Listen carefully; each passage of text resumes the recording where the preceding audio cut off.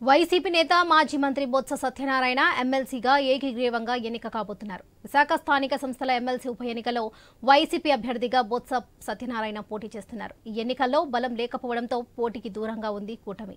స్వతంత్ర అభ్యర్థిగా నామినేషన్ వేసిన వ్యక్తి విత్డ్రా చేసుకున్నారు. బరిలో బొత్స ఒక్కరే ఉన్నారు. నేటితో నామినేషన్ల ఉపసంహరణకు గడువు ముగుస్తుంది. ఆ తర్వాత బొత్స ఏకగ్రీవంగా ఎన్నికైనట్లు ఎన్నికల అధికారి ప్రకటించే అవకాశాలు కనిపిస్తున్నాయి.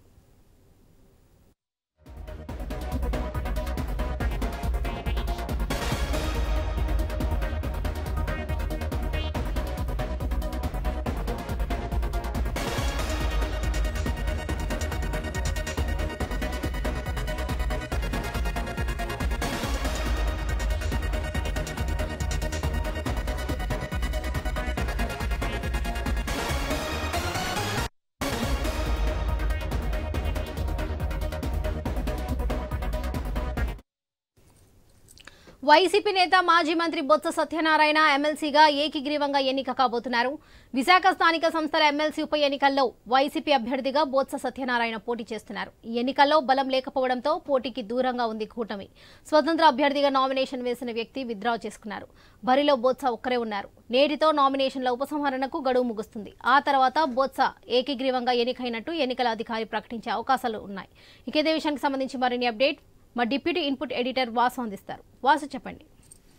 వరలక్ష్మి, విశాఖ ఉమ్మడి స్థానిక సంస్థల ఎమ్మెల్సీ ఎన్నికలో బొత్స సత్యనారాయణ బ్యాక్గ్రౌండ్ ఎన్నిక కాబోతున్నారు. బొత్స సత్యనారాయణతో పాటు మరొక నామినేషన్ దాఖలు కావడంతో వైసీపీ ఇవాళ వరకు కూడా ఉత్కంఠంగా చేసింది. అయితే ఎట్టకేలకు ఆ నామినేషన్ ఉపసంహరించుకున్నారు. ఆయన షేక్ షఫీ అని స్వతంత్ర అభ్యర్థిగా నామినేషన్ దాఖలు చేయడం జరిగింది. ఆయన ఉపసంహరించుకున్నారు. దీంతో బొత్స సత్యనారాయణ యాక్టివ్ అయ్యే అవకాశం. ఇవాళ నామినేషన్ ఉపసంహరణకు లాస్ట్ తేదీ కావడంతో బొత్స సత్యనారాయణ యాక్టివ్గా ప్రకటించే అవకాశం ఉంది.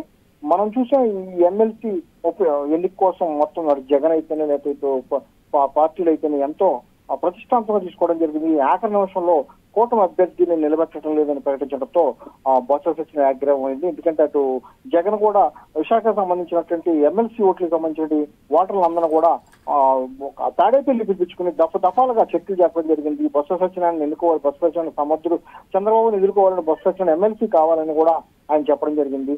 అయినప్పటికీ కూడా కూటమి తమకు బలం లేనందున ఆఖరి నిమిషంలో కూటమి పోటీని తప్పుకుంది.